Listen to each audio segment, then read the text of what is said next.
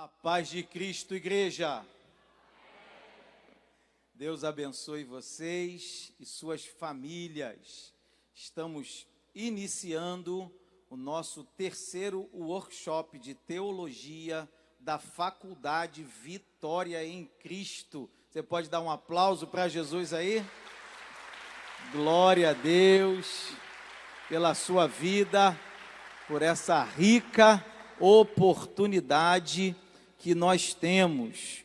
E eu já quero iniciar fazendo uma oração ao nosso Deus, agradecendo, convido todos a se colocarem de pé, tanto aqueles que estão aqui na nossa sede da faculdade, aqui na Devec Taquara, como aqueles que estão espalhados por tantos polos pelo Brasil e até em Portugal e também nos Estados Unidos. Que Deus abençoe vocês. Daqui a pouco eu vou fazer aqui a nossa relação de polos, para que vocês saibam onde a Faculdade Vitória em Cristo já tem chegado. Vamos agradecer ao nosso Deus. Pai eterno, Senhor de toda a glória, de todo o poder e de toda a autoridade. Eu te agradeço, Senhor, pelo privilégio que temos de fazer parte da tua igreja. Te agradeço pela tua palavra que nos instrui, que nos orienta, que nos corrige, que nos motiva, Senhor, que nos exorta para que venhamos a vencer as batalhas da vida e viver tudo aquilo que o Senhor planejou para nós.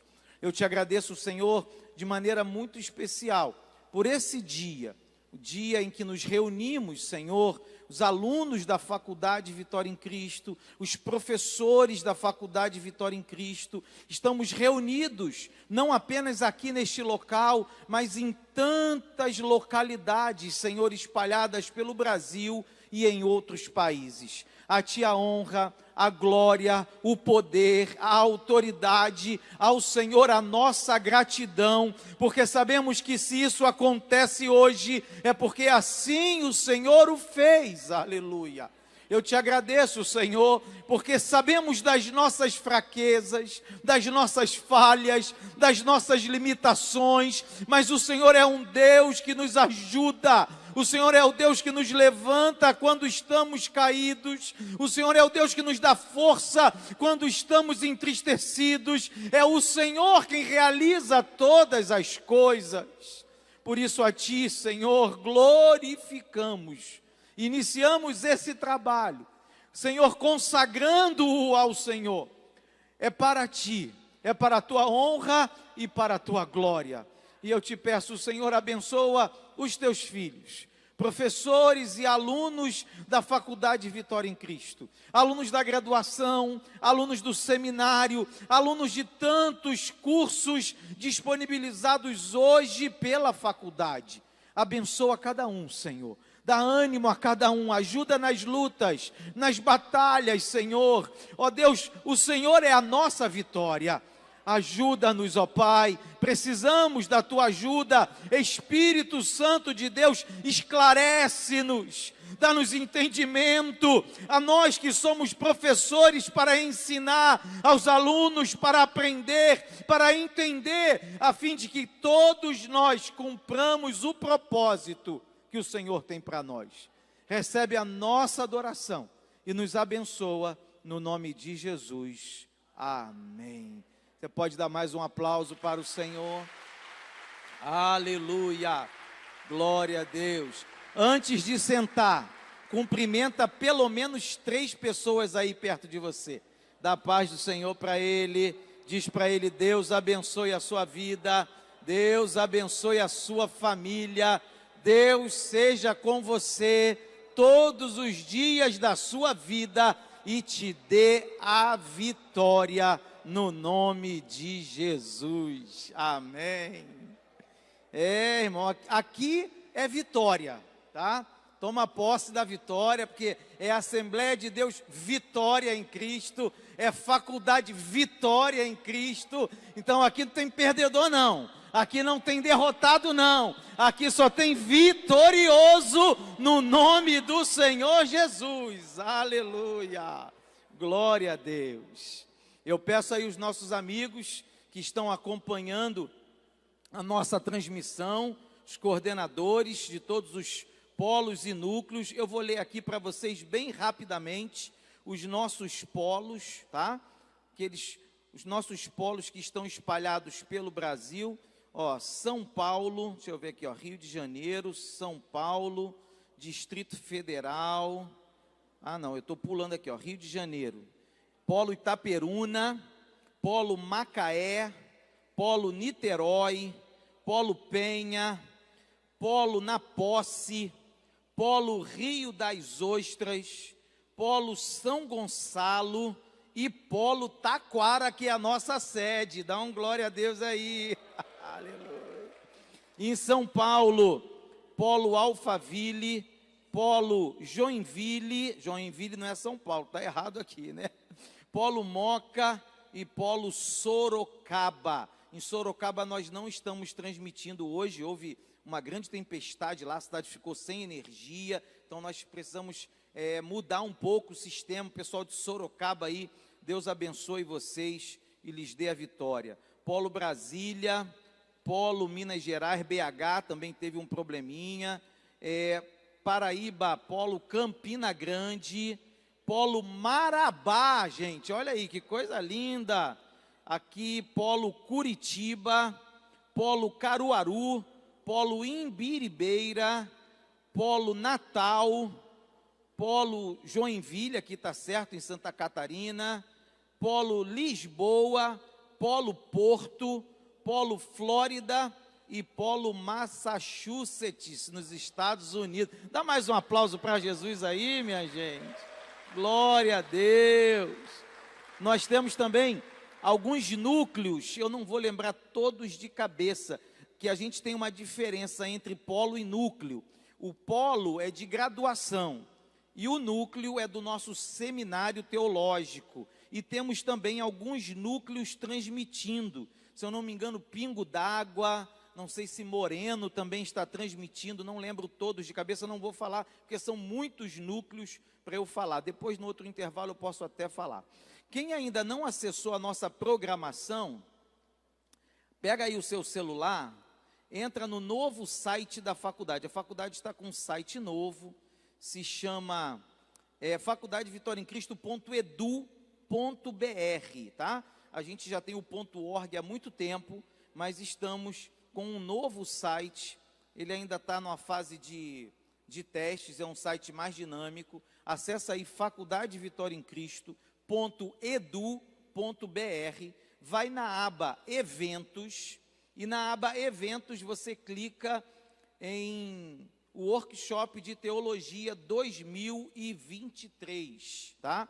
Aí vai em Detalhes, tem um botão aí escrito Detalhes, e aí tem aqui a nossa programação. Nós teremos 3 painéis. Primeiro painel, Teologia e Diálogo Interreligioso. Os participantes, professor, doutor Bruno Albuquerque, pastor Paulo Vieira, participação internacional lá de Lisboa, e o pastor Eliseu Fernandes. Segundo painel, Concepção e Vida, uma abordagem teológica. Participantes, professor doutor Assir de Geroni Júnior, professor doutor Johans Esteves, participação internacional diretamente de Lisboa, e o pastor Vicente Sabatino, nosso convidado especial, assim como pastor Eliseu Fernandes. Já vai deixar de ser convidado, que daqui a pouco vai ser professor da graduação também. E o terceiro painel, Escatologia e Conflitos Modernos, Israel e Palestina. Palestrantes, participantes, professor, mestre Israel Trota, professora doutora Teresa Kiel e professor mestre Ronaldo de Jesus. Eu já quero convidar os participantes do primeiro painel, e à medida que eu convidar, eu peço que se sente aqui numa das cadeiras, e a turma, por favor, agradeça a Deus com aplausos pela presença deles. Professor doutor Bruno Albuquerque.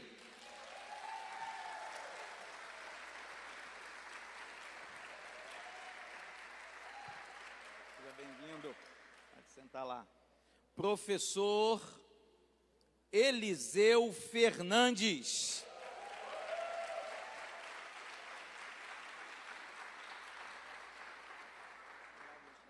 Abençoe. E nosso querido participante, convidado especial diretamente de Lisboa, pastor Paulo Vieira. Dá um aplauso para Jesus aí. Pastor Paulo vai aparecer lá no telão. Vamos combinar, é 1 hora de painel, são 2h50. Vocês têm até 3h50 para a realização do painel.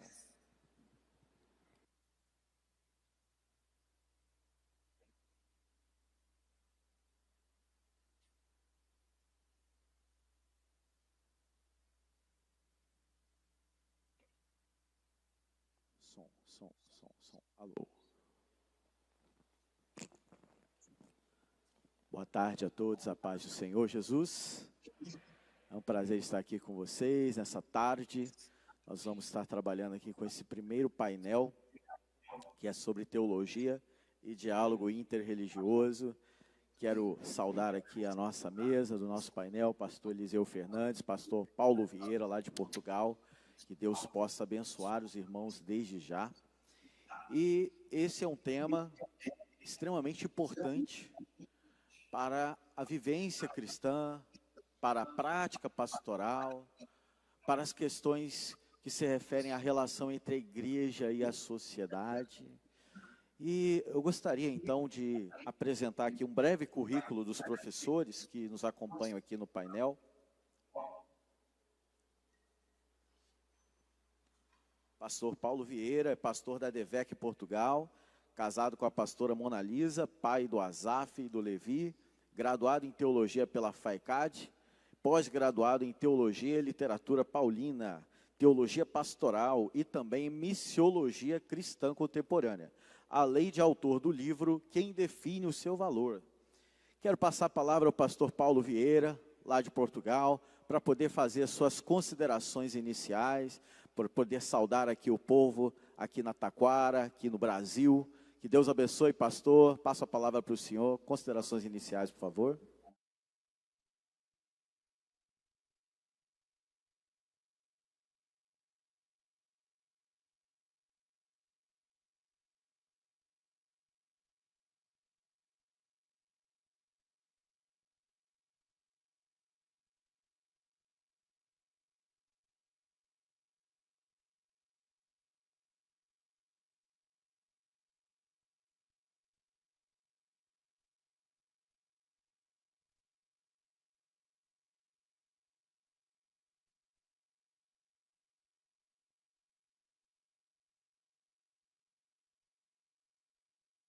Terem vindo, né, presencialmente. Eu não sei se vieram para me ouvir ou porque vão perder ponto, né? Eu não sei, mas eles estão aqui, né? Eles estão aqui cumprindo o papel. Dr. Johannes, que está aqui também, e a todos os pastores e amigos que estão sentados aí nas diversas igrejas, nos núcleos. Que Deus abençoe a cada um mais e mais e que possamos crescer na graça e no conhecimento, mais uma vez, no nome de Jesus. Obrigado, pastor, mais uma vez. Apresentando agora o currículo do pastor Eliseu Fernandes, é apenas um resumo do resumo, porque é uma ampla atividade acadêmica, nós temos conversado na área bíblica. Pastor Eliseu Fernandes é mestrando em teologia bíblica pela PUC-Rio, já concluinte, especialista em teologia pastoral pela Faculdade Unida de Vitória, licenciado em História pela Uniswan, teólogo, professor, tradutor e escritor com 11 livros publicados. Amém? Glória a Deus pela vida do pastor Eliseu. E vamos, desde já, também ouvir as considerações iniciais sobre a sua pessoa, sobre o evento, suas expectativas em relação a esse tema. A minha gratidão ao convite, é uma grande honra poder participar de um evento desse. Apesar de uma temática de sistemática pastoral e prática, que é o diálogo interreligioso, a minha área mais da tradução, da exegese, mas como um exegeta eu sou obrigado a saber teologia, então todo teólogo tem que ser exegeta e todo exegeta tem que ser teólogo.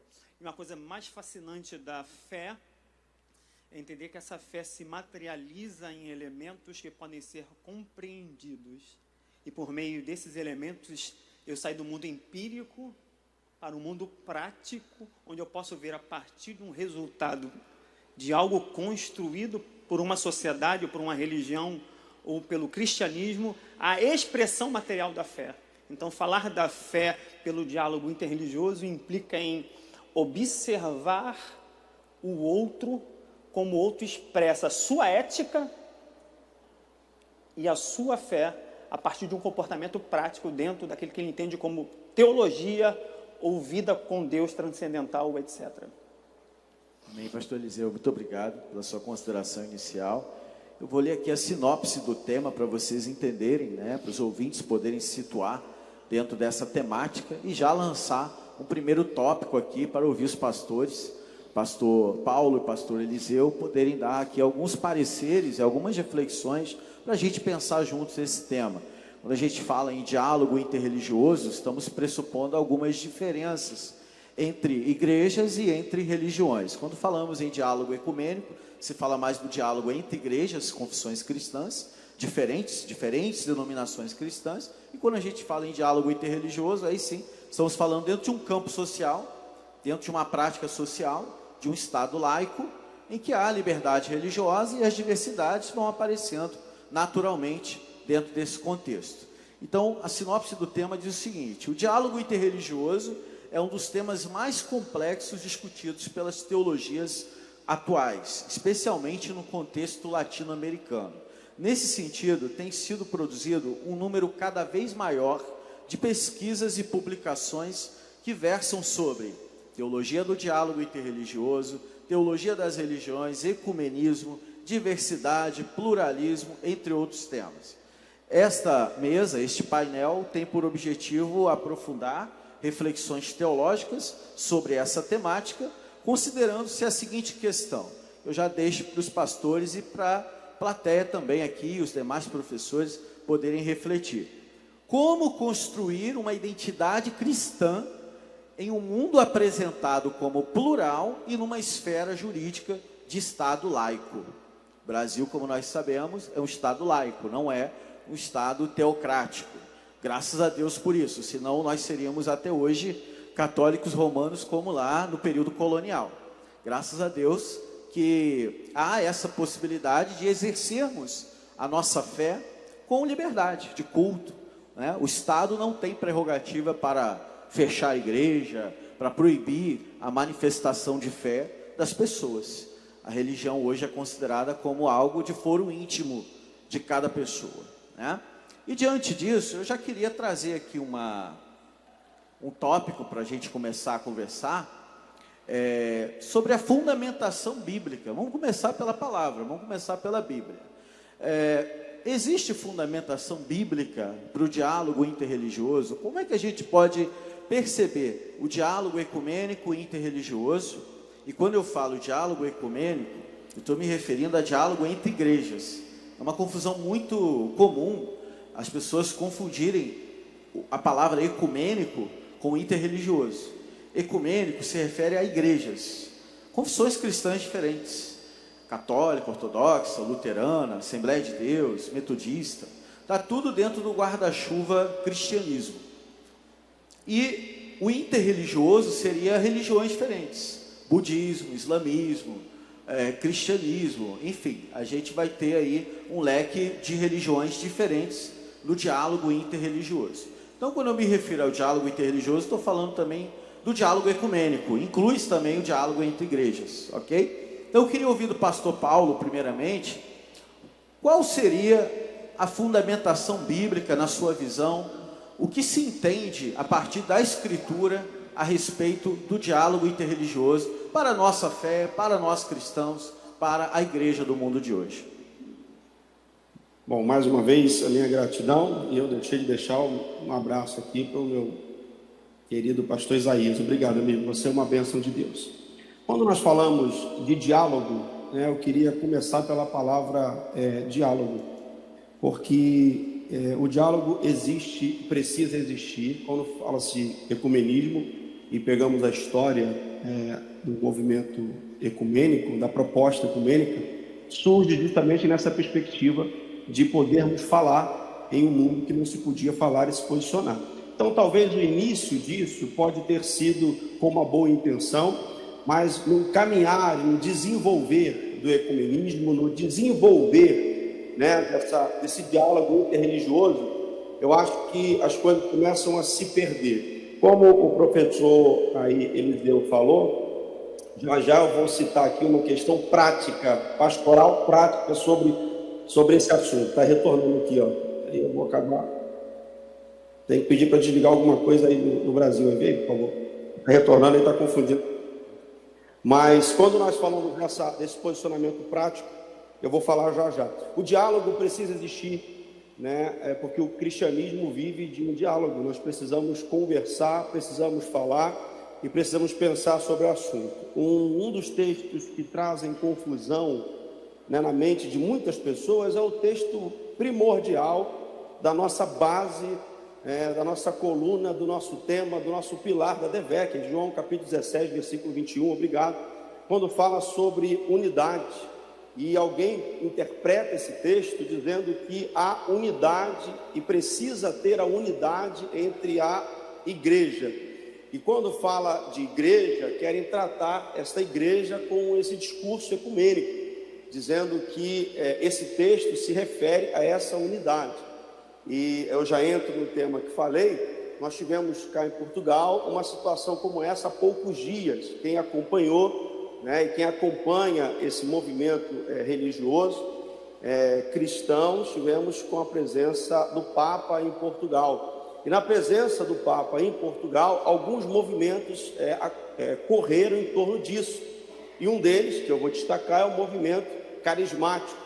Nesse movimento carismático, que levanta a bandeira do retorno, trabalha e força o trabalho com esse movimento ecumênico, no qual, junto com o movimento e a presença do Papa, houve um evento chamado evangélico, que por trás dele havia um movimento ecumênico, aonde a Caris, que é a representação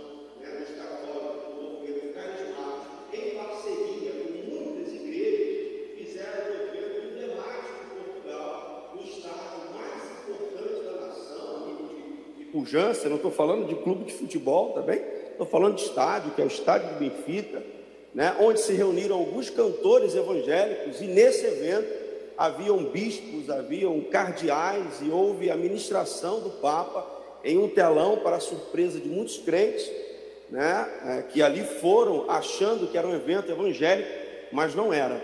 Então, para que se saiba, né, esse diálogo que existe e deve existir, jamais, né, e não podemos respaldar esse diálogo de forma bíblica, né, a nível de base, para que ele aconteça a nível saudável e doutrinário para a igreja. Não tem, eu não vejo, né, posso aprender hoje algum texto que vai respaldar o diálogo ecumênico para a igreja.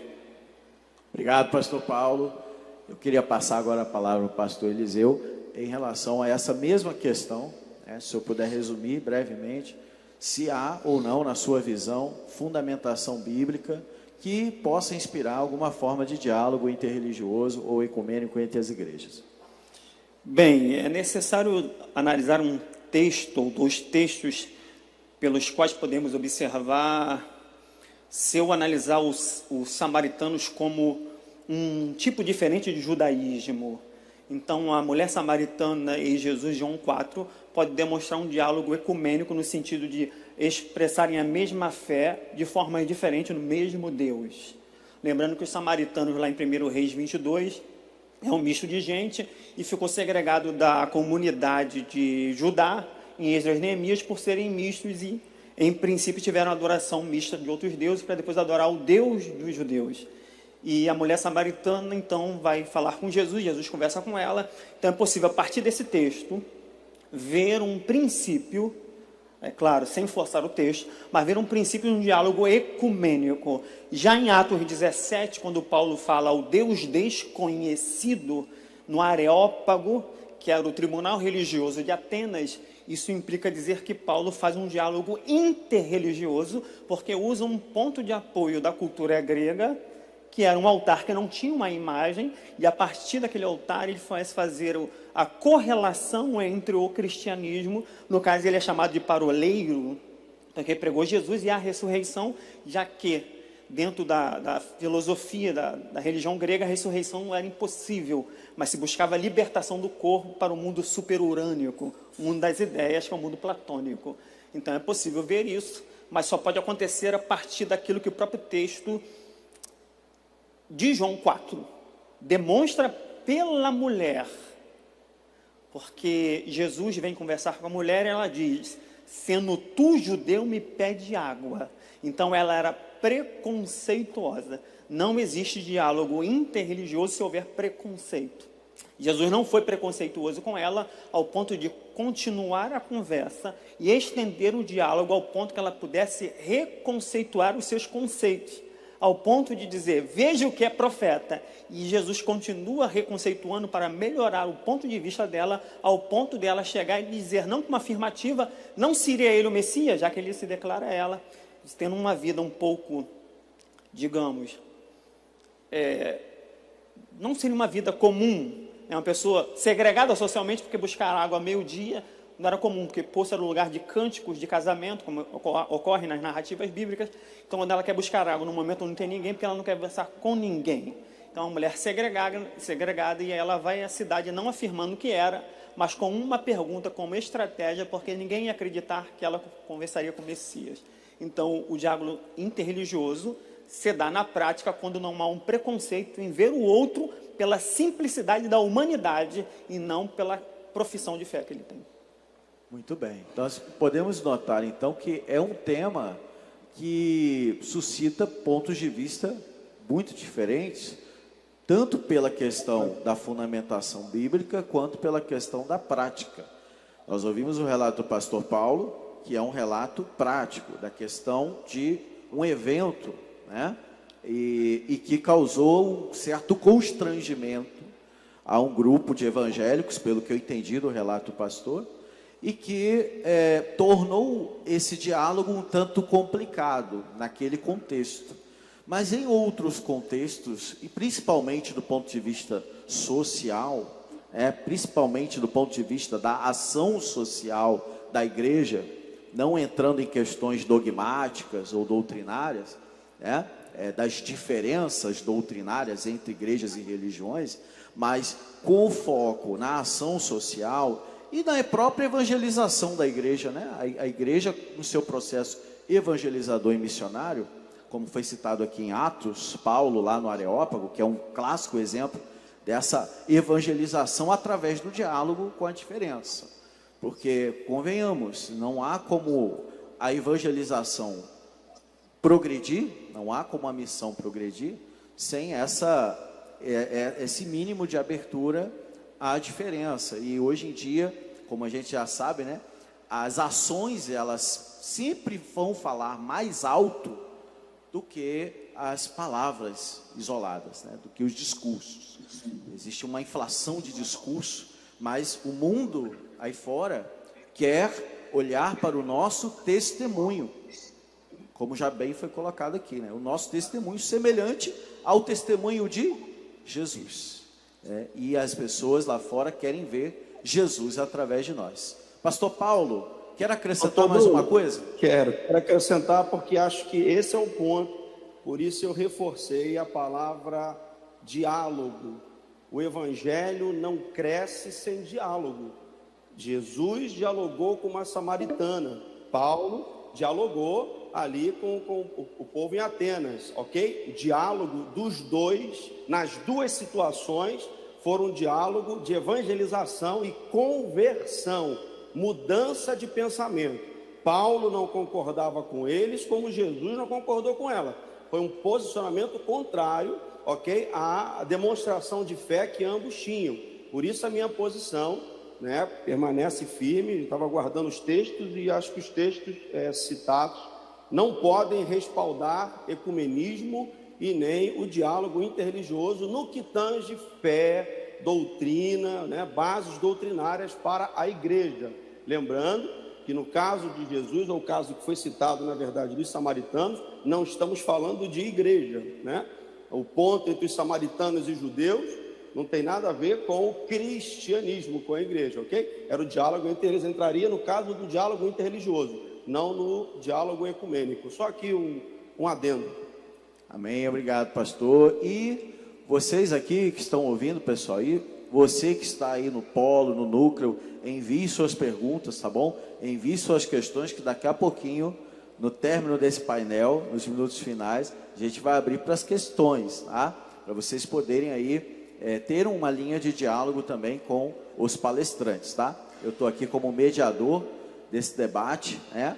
Dessa reflexão em torno do tema, para quem chegou depois, só para situar, o tema é teologia e diálogo interreligioso. Segundo ponto, para a gente refletir um pouquinho, é em relação à questão da paz. Tem um texto que muitos de nós conhecemos, que está lá em Mateus 5, versículo 9, que muitos de nós conhecemos nas bem-aventuranças. Bem-aventurados os pacificadores. Talvez a minha tradução não esteja tão adequada, qualquer coisa o senhor me corrija, mas a questão é a seguinte: bem-aventurados os pacificadores, porque eles serão chamados filhos de Deus. Hoje em dia se fala muito na questão da paz, construção de uma cultura de paz na sociedade atual, nas sociedades ocidentais, principalmente em contextos tensos, contextos complicados, como esse que a gente está vendo ali no Oriente Próximo, na Palestina, os conflitos entre Israel e Hamas, a questão palestina, que não é de hoje, já dura aí muitos séculos, essa questão. E uma das propostas, que diálogo é proposta, não pode ser uma imposição, diálogo é proposta, uma das propostas para essa questão da paz entre nações que estão em conflito há tanto tempo, é que realmente se assuma um compromisso de diálogo e de respeito, uma nação em relação à outra. E entra a questão religiosa aí. Sabemos, por exemplo, no painel que será debatido mais tarde, o pastor Israel vai estar mediando esse painel sobre os conflitos religiosos do mundo atual. Eu já convido vocês a permanecerem até o final do evento, porque vai ser muito importante essa consideração. A gente tem visto a questão da paz e a contribuição do diálogo para a construção de uma cultura de paz. É isso que a gente vê, por exemplo, nos meios acadêmicos e até em vários ambientes eclesiásticos e religiosos, esse debate acontecendo há um certo tempo. Aí eu passo a pergunta aqui para os pastores, como essa questão do diálogo está relacionada com a cultura de paz? E aí eu faço a pergunta como uma provocação.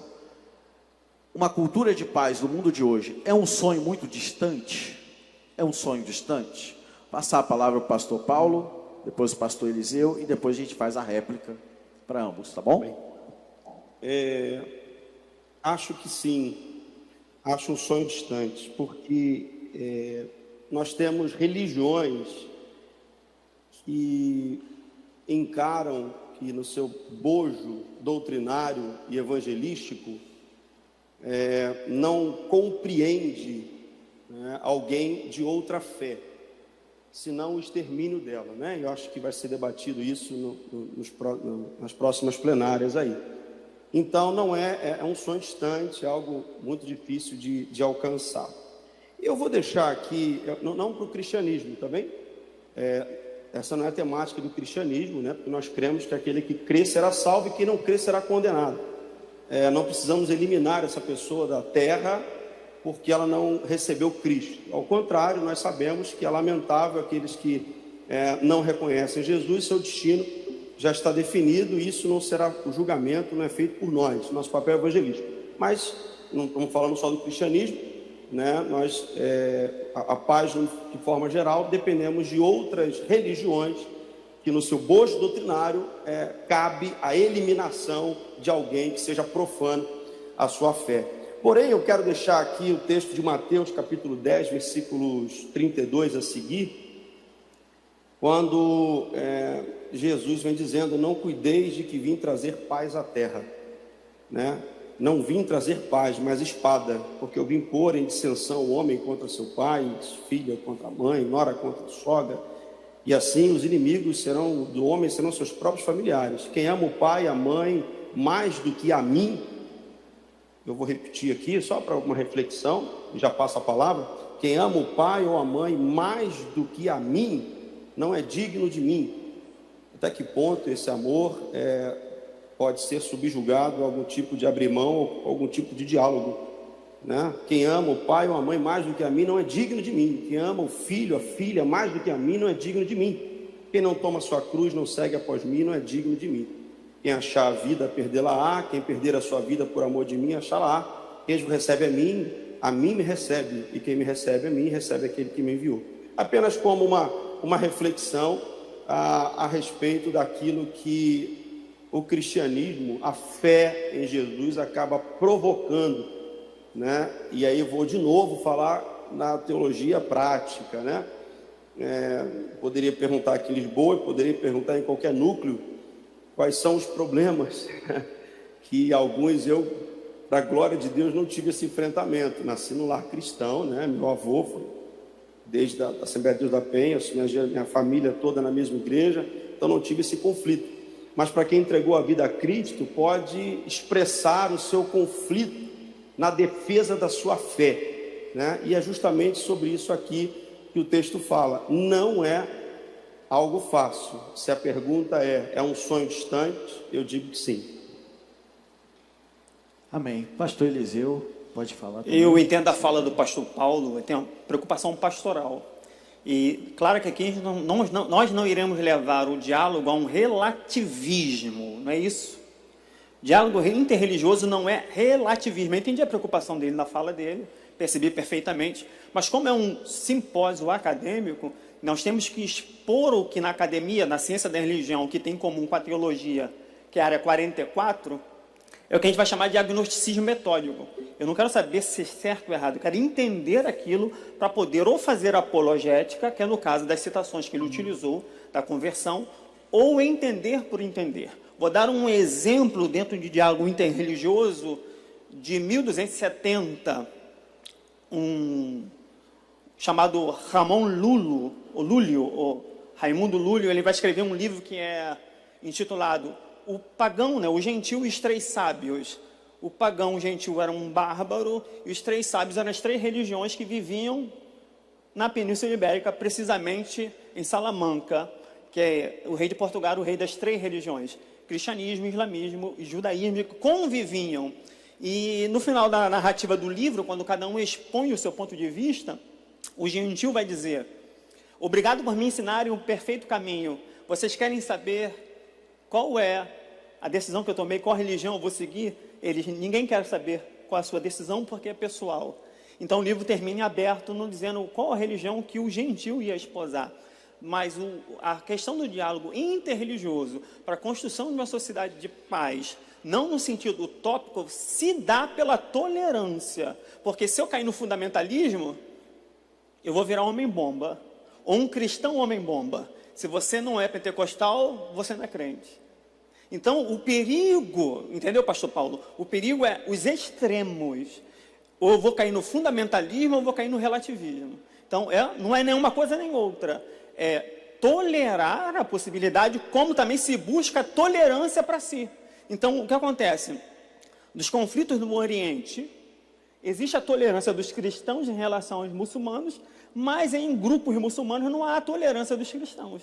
Então, a busca do diálogo interreligioso é uma consequência de uma globalização que afeta toda a sociedade, que a própria sociedade ocidental influencia pontos da sociedade oriental, no caso, as sociedades islâmicas, onde essa conflação de culturas pode ajudar numa abertura de uma tolerância. Então, os grandes teólogos que trabalham a teologia do diálogo interreligioso, trabalham teologia política. Então, você pegar os grandes livros, Moltmann, Merz, pega os grandes que trabalham essas teorias, deve ter lembrado de alguém aí que eu falei, então eles vão trabalhar o quê? A possibilidade de uma tolerância no diferente, para que também possa ser respeitado e tolerado, para que possam tentar, a partir de uma convivência, fazer com que o diálogo, a convivência traga a conversão para o cristianismo. Então, esse diálogo serve como aporte apologético, mas um segundo momento, não no primeiro momento. Então, o primeiro momento seria, então, pastor Paulo, uma tolerância com esse diferente, para poder, então, entender pelo principal meio, é o ser humano, tirando tudo, tira a religião, tira qualquer coisa, que sobra, humanidade. Então, o que temos em comum? A humanidade. Então, o que essa humanidade pode trabalhar em bem comum, seria o ponto principal para tentar ter uma cultura de paz.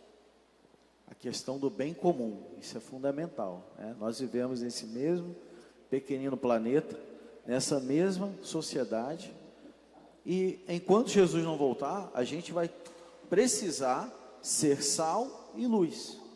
O testemunho da igreja não é um testemunho ignorante ou, digamos, violento ou extremo, como foi falado, e eu acho que ambas as falas convergem nesse sentido, de trazer a importância do cristianismo como acolhimento, primeiramente acolhimento, primeiramente pastoralidade, cuidar de vidas. Nós somos chamados para isso, não para jogar as pessoas lá fora, né?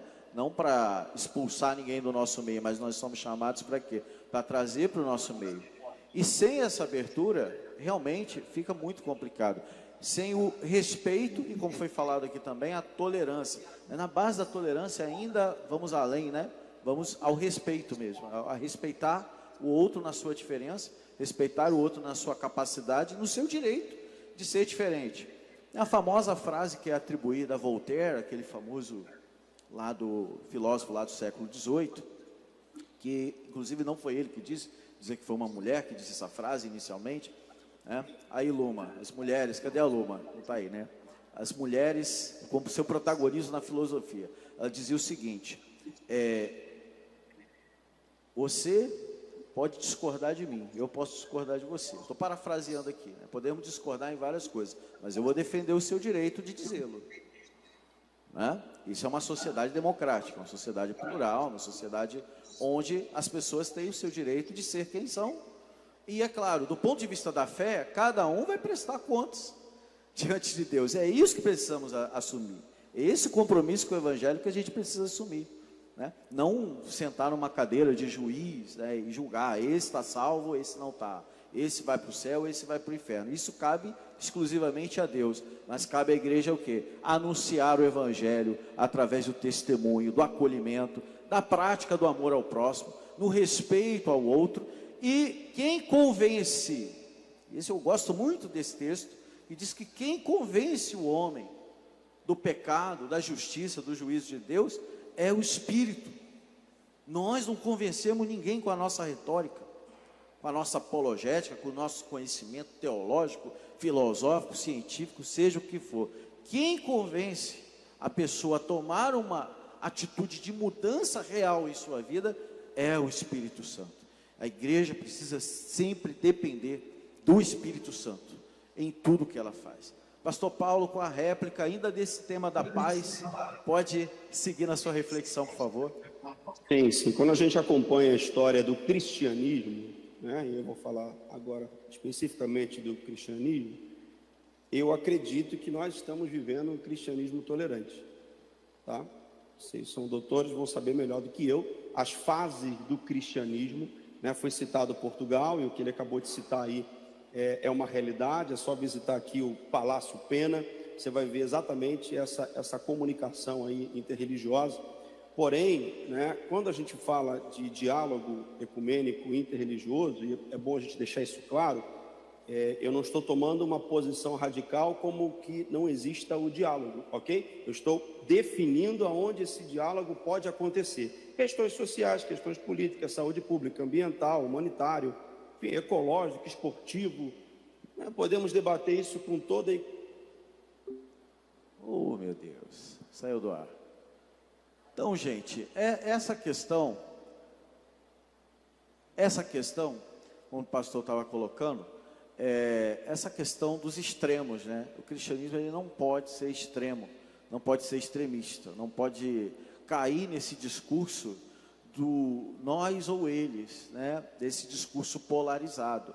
A gente tem uma identidade e faz parte da identidade cristã. Concorda, pastor? O diálogo faz parte da nossa identidade? Faz parte, e eu acredito que se o cristianismo vivesse, no mínimo, Mateus 25, te vi com fome, te dei, te vi nu, te vesti, você viu com sede, te dei água, estava preso, te visitei, estava enfermo, fui você visitá-lo. Se o cristianismo vivesse mais isso, acho que nem diálogo precisaria, porque já estava vivendo o amor cristão na prática. O pastor Paulo voltou, vamos deixar ele falar. Oi, não sei Vai se falar? Estamos te perdi ouvindo, o pastor. bate-papo aí. Não sei se aí eu tenho que só me atualizar, não sei até onde ouviram aí, o professor Bruno ou Eliseu aí, por favor. Eu estava dizendo sobre os temas que existe o diálogo, né? O ecumenismo tem o seu valor, o diálogo interreligioso tem seu valor. Estão me ouvindo? Não sei se estão ouvindo. Sim. Ok? Tem o seu valor encaixado, definido, bem definido, né? As suas esferas e áreas de atuação, como eu falei, áreas sociais, áreas públicas, na área da saúde, ambiental, humanitário, ecológico, esportivo, sei lá, e tantas outras. O problema que eu vejo nesses diálogos, que é o que eu acabei de citar, na prática, o que aconteceu aqui, é que há um movimento. Vocês que são doutores é que pode dar as datas corretas aí. Quando começou o diálogo ecumênico dentro do cristianismo, a Igreja Católica um pouco fora, depois ela se interessou pelo tema, veio no concílio, traz para os seus e agora quer trazer esse tema de volta, porque existe um movimento de retorno, né? O objetivo do diálogo ecumênico hoje é o movimento de retorno dos filhos de volta para casa. A ideia dos filhos de volta para casa é fazer com que o protestantismo venha a ser inserido ao movimento carismático e assim voltando para a única igreja de Cristo, no qual eles definem ser a igreja católica apostólica romana. Então é esse cuidado, acho que a gente está diante de alunos que vão se posicionar a partir, né, de um diálogo como o nosso aqui que estamos tendo hoje, e precisa ter essa atenção, porque o que eu estou dizendo não é o que eu ouvi ou li, é algo que vimos aqui na prática, um engano aonde diversas igrejas foram levadas para ouvir o discurso do Papa. Até o ator aí que fez The Chosen, que é um católico, estava no evento, isso atraiu mais público ainda, e ele estando lá fez a sua reza, né? Entrou a imagem do Papa, uma reza à santidade lá, enfim, esse é a ideia e é o caminho que está seguindo. Então acho que os alunos precisam ter atenção a isso. Eu fecho aqui devolvendo, claro, a palavra só com uma frase do irmão Lutero, que dizia: um evangelho que não confronta os problemas de sua época não é um verdadeiro evangelho. Muito obrigado, pastor. Isso é fundamental. O senhor tocou no assunto, porque nós estudamos instituição católica, muitos outros professores, pastor Israel, pastor Assi, professora Tereza, estudamos instituição católica na PUC, todos vocês sabem disso, e realmente é um desafio, apesar de ser uma desculpa aqui, eu não consigo ouvir nada. Depois que eu falo, eu não consigo saber o que vocês falam. Aí vamos ver com a equipe técnica aí, quem pode me ajudar, pessoal da técnica aí do som, do pastor Isaías sai perfeitamente. Todas as vezes que eu falo, depois o som de vocês, eu não sei o que vocês falam. Me ajude aí, pessoal. O pastor não está ouvindo lá. Não, só o pastor Isaías que está. Está me ouvindo aí, pastor Paulo? Perfeitamente. Amém. Então, nós estudamos instituição católica na PUC Rio, e é claro que nós somos bem recebidos, respeitados, nós passamos num processo seletivo, né? A gente não entrou ali de favor, né? Não prestamos nenhum favor a ninguém também. É uma instituição reconhecida no campo da teologia, em outras áreas também, como vocês sabem, uma das universidades mais bem conceituadas da América Latina. Agora, de fato, não sei a experiência, se o pastor quiser comentar um pouquinho, de fato, havia uns bullying. Eu sofri bullying na PUC, pelo fato de eu ser pentecostal, alguns padres, e até nem tantos padres, por incrível que pareça, não foram nem tantos padres, mas pastores tradicionais. Tinha lá um metodista, não vou dar nome aos bois aqui, mas posso falar das denominações sim, porque é fato, eu vivi isso. pastor metodista, pastor batista, tradicional, menosprezando os pentecostais, na frente dos padres. Inclusive, nós tivemos e claro que o meu caso, a nossa situação é dentro de uma instituição acadêmica. Na sociedade civil, como o pastor Paulo falou, é outra história. A Igreja Católica quer, sim, manter uma hegemonia sobre a América Latina, sobre os países colonizados por ela. Existe, sim, uma estratégia de hegemonia católica. Eu não tenho nenhum problema em falar isso aqui, porque é fato. A pesquisa social, as ciências sociais hoje mostram isso claramente, né? Existe esse retorno a uma neocristandade aí, até hoje, né? Esse fantasma dessa hegemonia, desse espírito colonizador, existe, é fato. Por mais que se trate de movimento ecumênico, na visão do Papa Francisco, dos papas anteriores, tudo estratégia. O Papa é o chefe de Estado, ele tem um lugar de fala muito bem definido, muito bem determinado. Então, o pastor Paulo, quando ele fala da questão da Igreja Católica, especificamente da Igreja Católica, é uma questão muito complexa, porque, Papa Francisco, tem alguns colegas até evangélicos, que falam, ele é tão fofinho, ele é tão inclusivo, ele é tão bonzinho. É uma estratégia de hegemonia, é estratégia de dominação. A gente não pode ser tapado nesse sentido, né? A gente precisa entender a realidade social. Agora, eu fui muito respeitado pelos padres na PUC, né? Essa foi a nossa experiência lá, teve uma ética e tudo mais. O meu orientador foi um bispo, né, Dom Joel Portela, foi o meu orientador de mestrado e doutorado. Eu tive uma experiência boa, cordial, digamos assim. A gente discordava, né, Tereza? Discordávamos, brigávamos às vezes, mas chegamos a um projeto final que era o quê? Cumprir um trabalho acadêmico, escrever uma tese e defender essa tese. E isso foi feito. Agora, eu posso dizer para vocês, a minha experiência pessoal, eu posso dizer que eu sofri mais preconceitos dos irmãos evangélicos do que dos próprios padres no contexto universitário.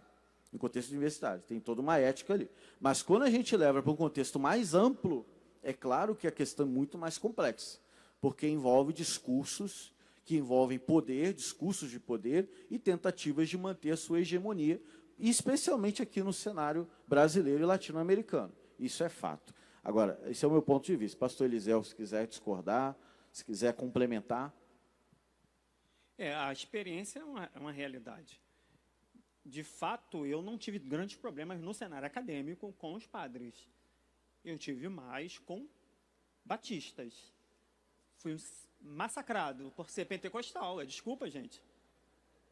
Tu que fala o balá aí, né? E aí daí para pior, mas faz parte. É claro que, como a preocupação do pastor Paulo falando sobre a questão de hemogeneia, é um plano, mas, de fato, nunca vai se tornar concreto.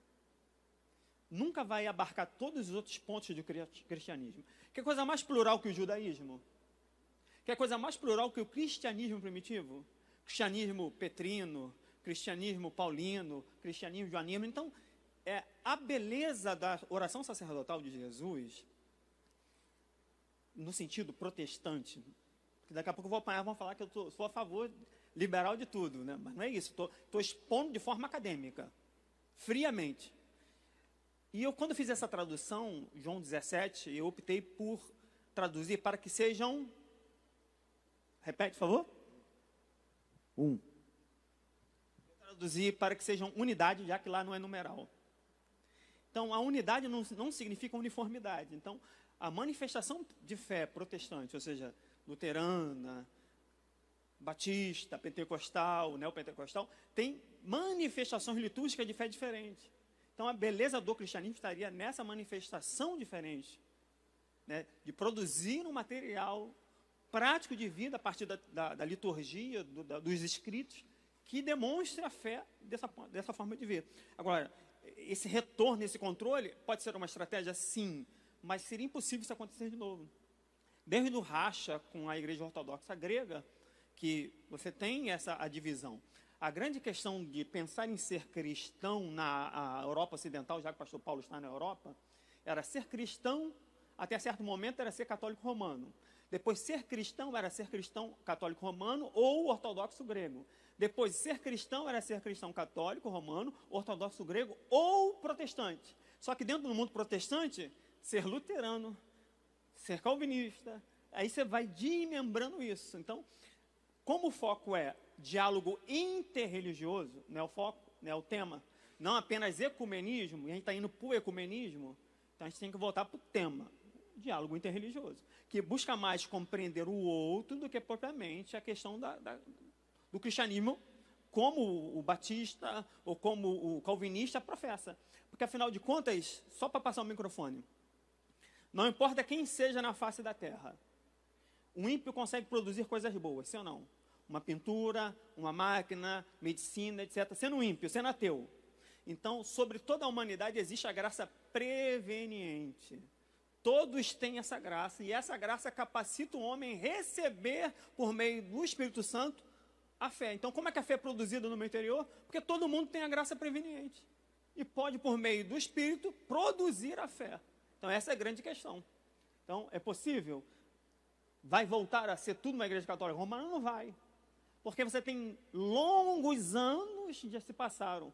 Se a reforma não tem poder e morre no começo, sim.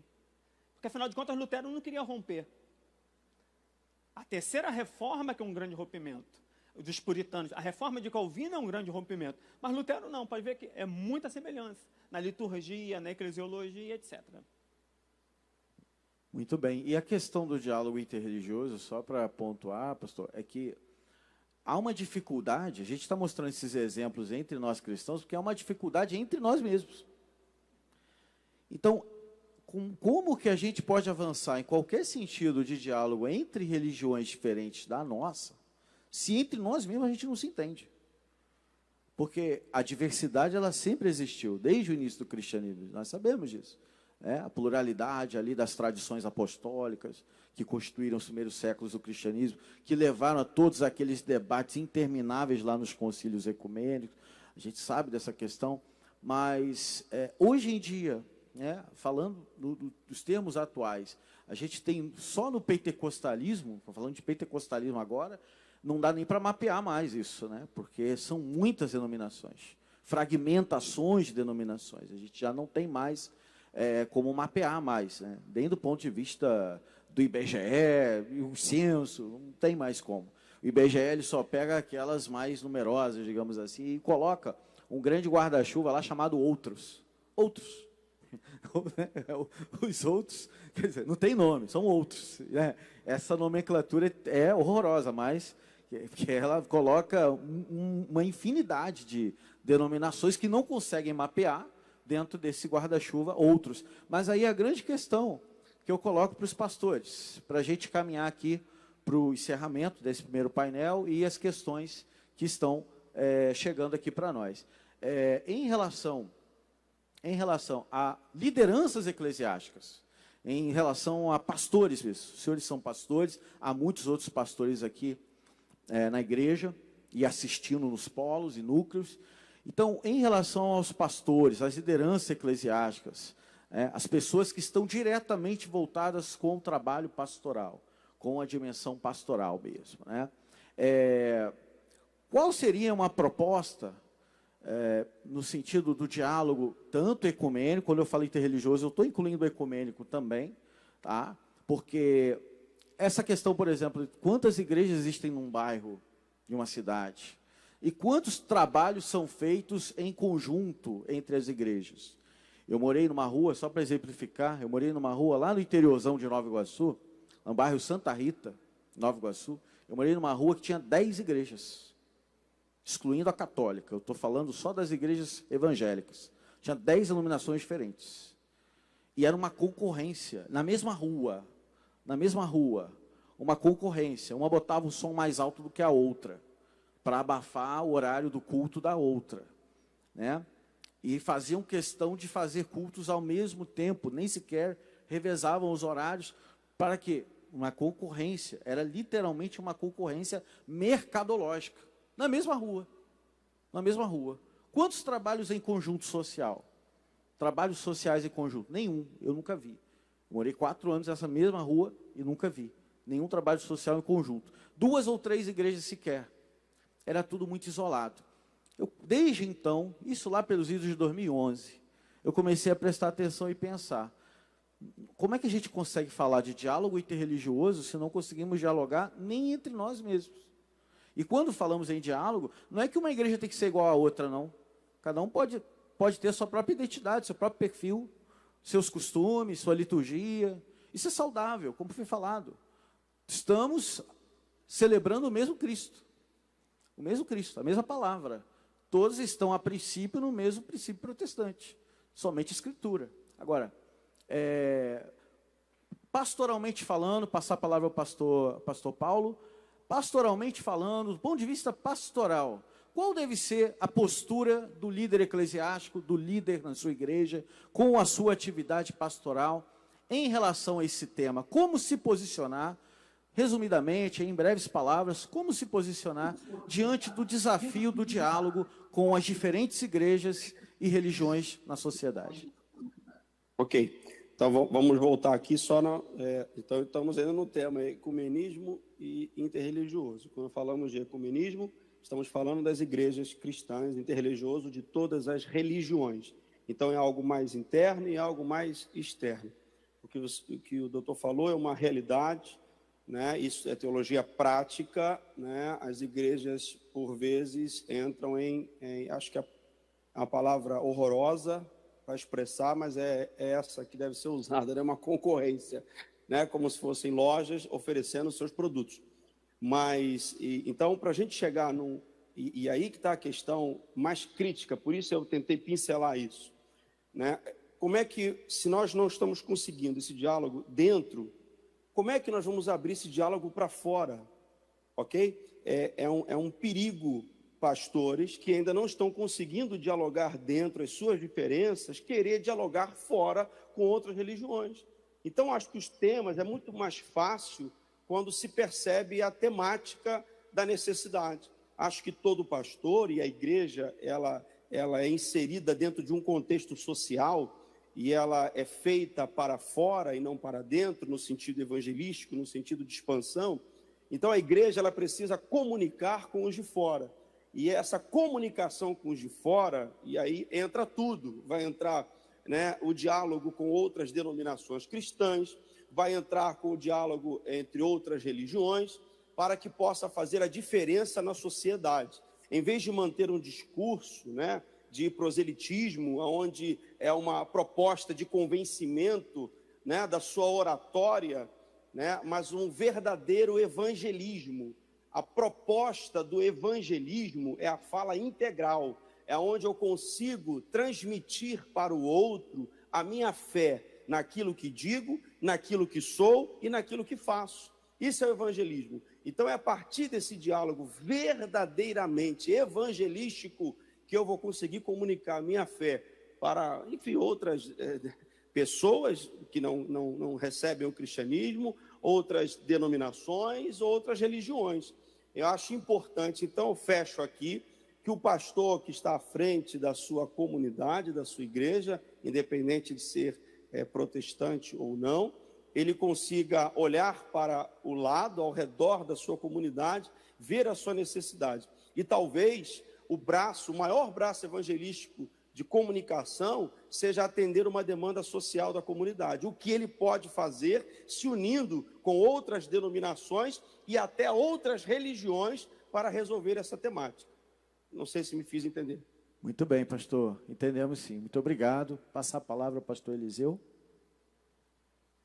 Acredito que o principal ponto aí para uma teologia prática de um diálogo interreligioso e ecumênico se dá pelo respeito e tolerância e vendo no ponto humano comum que pode ser feito para melhorar a comunidade que vive. Não se trata, então, aí de um relativismo da sua própria fé e também nenhum exclusivismo, no sentido de dizer, olha, Jesus traz 2 pontos importantes, a unicidade e a universalidade. Só nele e ele é para todos. Só que quando você trabalha a questão do diálogo, se você chegar com esse discurso, você vai afastar. Então, você tem que trazer um discurso que ele vai ser permeado de trabalhar a aceitação do outro, em princípio, como está, para que, por meio do seu comportamento cristão, possa haver um caráter transformado e o seu caráter seja, como posso dizer, existe um termo técnico, espelhamento de identidade. Que a sua identidade seja espelhada no outro. como Paulo vai usar a mimesis, sede meus imitadores, como eu sou de Cristo. Você espelha pela mimesis o outro. Então, o que você pode fazer em comum de benefício para aquela comunidade, independente se crê ou não crer. Então, é a grande realidade, um grande desafio. Porque, de fato, levar o tema diálogo interreligioso para um púlpito de uma igreja, de um público normal, torna-se difícil. De ser mal interpretado e cair realmente no relativismo da fé. Não, então toda fé leva a Deus. Não é isso que a gente está dizendo dizer. Está dizendo dizer que a fé é a questão pessoal da crença em Jesus Cristo como um salvador pessoal. Só que a convivência com um contraditório diferente, de forma dialética, não é bom ou ruim, ou tem lado bom e tem lado ruim. E você tem que saber dosar essas questões e como você vai trabalhar isso de forma a qual não ofenda o outro, mas também não perca o seu princípio de fé cristã, mantenha-se cristão, mas atuando na forma mais simples, que é o bem-estar social ou questões relacionadas a aborto. Então, você pode se unir com alguém que não tem a mesma fé de você, mas que também luta contra o aborto. E aí você tem um denominador comum, que é um mal social, o aborto. Bem lembrado que a luta contra o aborto, enquanto a prática que a gente sabe que é antibíblica, que não corresponde à fé cristã, não é uma luta exclusiva dos cristãos. Espíritas também são contra o aborto. Na sua doutrina oficial de Kardec, lá da doutrina espírita, também é contra o aborto. Então, existem pautas comuns, mesmo em religiões diferentes, existem pautas comuns da valorização da vida, da busca pela paz, do bem-estar social. E é nesses pontos que a gente precisa focar, a princípio, quando falamos de diálogo interreligioso e ecumênico. Eu quero agradecer desde já a paciência, a audiência de vocês, desse primeiro momento. Eu vou passar para as perguntas que estão chegando aqui. Pastor Paulo, pastor Eliseu, fiquem à vontade aqui para corresponder às nossas questões, as perguntas que estão chegando dos nossos alunos. A primeira pergunta que chegou para mim aqui foi da Renata, do Polo Penha. Vou passar para o pastor Eliseu primeiro, que é a pergunta da área bíblica. Vou passar para o pastor Eliseu, isso. Depois o pastor Paulo também poderá responder, tá bom? Eu queria saber se o diálogo de Jesus com Nicodemos não cairia nessa concepção ecumênica. Está mencionando aqui a passagem de Nicodemos. O que tem alguma relação com o movimento, com o diálogo? No caso, eu citei a samaritana porque tem um tipo de judaísmo um pouco semelhante ao judaísmo de Jerusalém, com exceção que só cria no Pentateuco deles, não nos outros livros, e com as mudanças textuais. Ao invés de ser Jerusalém, Sião é o Monte Gerizim. Então, tem essas mudanças, já, modificação textual. Nicodemos está no mesmo contexto de Jesus e são judeus. Jesus era judeu. Então, o cristianismo, no sentido que a gente entende de religião, é pós-ascensão de Jesus. Em Jesus, você tem ainda, e é um dos motivos que o cristianismo não é perseguido. Por que o cristianismo é perseguido? Não jura ao imperador a fidelidade. Então, você perde o direito de cidadania, então você pode ser perseguido. Depois, as cerimônias ocultas. Então, come carne, canibalismo, casa com a irmã, incesto. Então, você tem, pegar lá Suetônio e os outros grandes da época, vai falar sobre essas questões. Então, dentro do judaísmo, que é na religião oficial, oficializada ou permitida pelo Império, Jesus e Nicodemos estão dentro do mesmo contexto. A questão de Nicodemos ali é a pergunta sobre a questão dos sinais, que Jesus corta e fala sobre o novo nascimento. Então, ali não tem nada a ver com o ecumenismo, porque são no mesmo contexto, e Jesus frequentava as sinagogas. Pastor Paulo. Concordo, não cabe esse texto para isso, não. Para ecumenismo, não. Próxima pergunta da Daniela Moratelli, Polo Lisboa. Numa sociedade democrática de direito, em que temos liberdade para opinar e nos posicionar, como podemos identificar e se fazer presente sobre esse movimento nebuloso e talvez usurpador que se intitula evangélico, porém, onde não há fundamento cristão em sua tentativa política, social, de angariar seguidores, numa corrida de trazer maior número de pessoas que se dizem ser protestantes, mas na essência não são. Quer dizer, está fazendo aqui um comentário e perguntando, também não entendi a proposta da pergunta, né? Ela faz mais um comentário sobre o fundamento cristão, né, de alguns grupos que se dizem evangélicos, mas que não têm esse fundamento cristão. Eu acho que é mais um comentário aqui que chegou da Daniela. Se puder refazer a pergunta, tá? Em relação a essa questão de numérica da igreja, né? De fazer número, de fazer quantidade, e às vezes se perde muita qualidade. Eu acho que o problema do diálogo também entra nisso, né? Questão uma lógica, digamos, capitalista, assim, de captar mais membros do que a qualidade desses membros. O Brasil tem muita coisa importada, até teologia. Isso é um problema, né? Os nossos teólogos ainda não estão produzindo, apesar que já está melhor, mas ainda não está no nível que nós poderíamos ter. Então, nós vivemos, às vezes, com o antagônico, a teologia da prosperidade capitalista norte-americana ou a teologia da libertação de cunho socialista da América Latina. Quer dizer, uma busca, Deus é teu empregado, eu determino, eu faço isso, e não é. Vai estudar, vai trabalhar, ore, mas vai fazer a sua parte, seja dizimista fiel e Deus vai te abençoar. Então, Deus quer a famosa riqueza rápida, porque essa teologia capitalista vem lá de Calvino. O meu sucesso profissional determina se eu sou eleito ou não. Então, isso já vem lá na formação dos Estados Unidos com Mayflower, nas 13 colônias. Então, como que sabia se eu era predestinado ou não? Era o sucesso. Então, vai gerar uma doutrina sociológica chamada self-made man, o homem que se faz por si mesmo, que entrou dentro da teologia, dentro do movimento evangelicalismo. E aí, em contrapartida, uma tentativa de uma teologia social, que é uma teologia da libertação. Só lembrando que todos aqueles que saíram do Egito morreram porque não tiveram fé.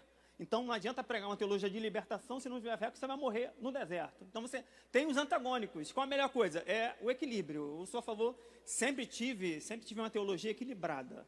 Nem lá, nem cá. Eu busco. Então, falar de uma igreja em número quantitativo também não me diz nada. Então, o que expressa o verdadeiro cristianismo? A prática. O amor é a prática máxima. Conhecereis que vós sois meus discípulos quando amardes. Então, se eu não amo, então se eu tenho o espírito capitalista de competir e puxar o tapete do outro, eu estou sendo tão ruim quanto aquele que está lá fora.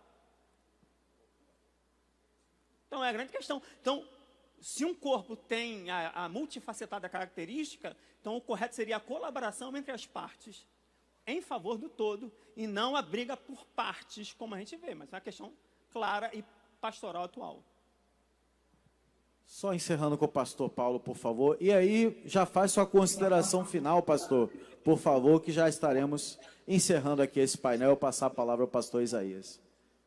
Ok, só que como a Daniela está aqui, está reformulada a pergunta, como podemos nos posicionar sobre os movimentos ditos evangélicos, mas que não são fundamentados nos princípios, no caso da palavra de Deus. E eu respondo já, complementando aí o que o professor Eliseu já respondeu essa mesma pergunta, e são os fundamentos, né? Não é o crescimento da igreja, no sentido de população ou de gente que vai dizer isso, mas de profundidade, né? E acho que a Faculdade Vitória em Cristo tem esse objetivo, não só na nossa igreja, na Assembleia de Deus Vitória em Cristo, mas para todos aqueles que se inscrevem na faculdade, ou nessa, ou qualquer outra faculdade que tem por princípio a palavra de Deus. É um crescimento sólido. A igreja vai crescer conforme o seu conhecimento na palavra de Deus. Então, quero deixar aqui as minhas considerações finais sobre esse tema, deixando um texto que acho importante de Romanos, no capítulo 12, a partir do versículo 17. Se for possível, quanto estiver em vós, tende paz para com todos os homens.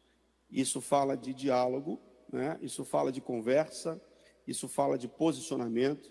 Acho que precisa partir de nós, como diz Hebreus capítulo 12, versículo 14, seguir a paz com todos, mas o texto diz, e a santificação. Então, em nosso diálogo, seja um diálogo, vamos lá, ecumênico, interreligioso, eu tenho que buscar a paz, paz no convívio, paz no crescimento da sociedade, paz para ajudar o próximo.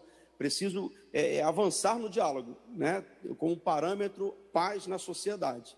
Mas o texto continua dizendo, a santificação. Não posso abrir mão dos meus valores. Deus abençoe a todos. Obrigado aí pela oportunidade. Obrigado aí, professor Eliseu, professor aí, doutor Bruno, né, professor Isaías, doutor Isaías, Jonas, que está aqui, tantos outros. Meu carinho, meu abraço, muito obrigado. Bem, eu acho que o melhor texto para eu fechar essa minha participação é 1 Pedro 3,15. Mas santificai a Cristo como Senhor dos vossos corações, preparados para responder, não discutir, sobre tudo que for perguntado a respeito da razão da vossa esperança. 1 Pedro 3,15. Que possamos estar preparados para responder, dialogar da forma mais pacífica possível, para demonstrar o caráter de Cristo, porque bem-aventurados são os pacificadores. Deus abençoe a todos. Obrigado pela oportunidade. Vamos aplaudir, pessoal. Glória a Deus. Muito obrigado, pastor Eliseu, pastor Paulo. Deus abençoe. Mais uma vez, nosso carinho. Pastor Isaías, esse foi o painel Teologia, Diálogo Interreligioso. Deus abençoe a todos. Aleluia. Antes de nós passarmos para a próxima etapa, quero aqui entregar, vou tentar, né? Cadê o pastor Paulo? Aí, ó, seu certificado, meu amigo. Tá aqui, ó, certificado.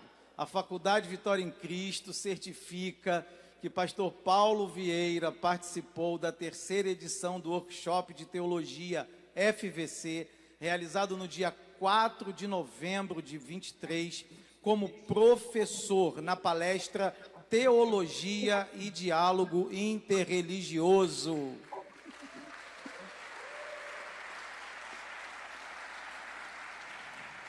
Em breve terei a oportunidade de entregá-lo às vossas mãos.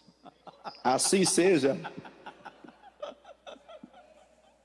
Também quero entregar aqui o certificado de participação ao meu amigo, professor, mestre, pastor Eliseu Fernandes. Dá um aplauso para Jesus.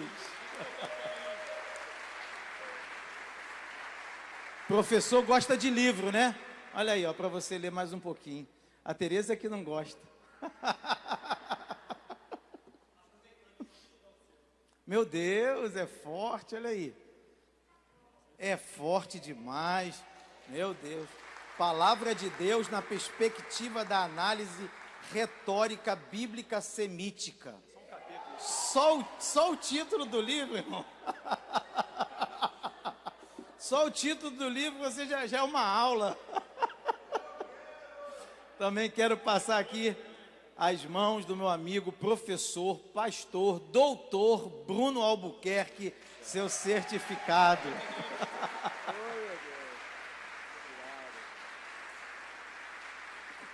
Como o professor não gosta de ler, um livrinho para você também, de presente. Deus abençoe.